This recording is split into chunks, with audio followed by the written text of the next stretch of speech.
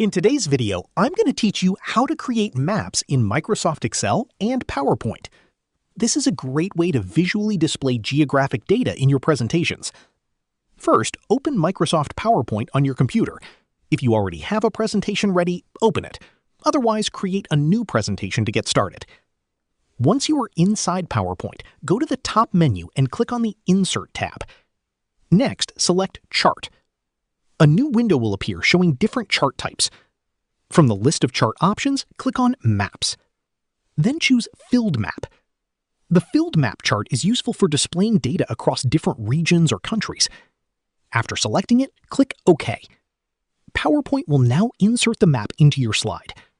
At the same time, an embedded Microsoft Excel window may open automatically. This allows you to enter and edit the data connected to your map. Simply replace the sample data with your own information. As you update the data, the map will automatically change to reflect your values. You can also customize the map by changing colors, labels, and chart styles to better match your presentation design. Filled maps are especially useful for showing sales by region, population statistics, business performance by country, geographic trends and comparisons. Once your map looks the way you want, save your presentation. And that's it.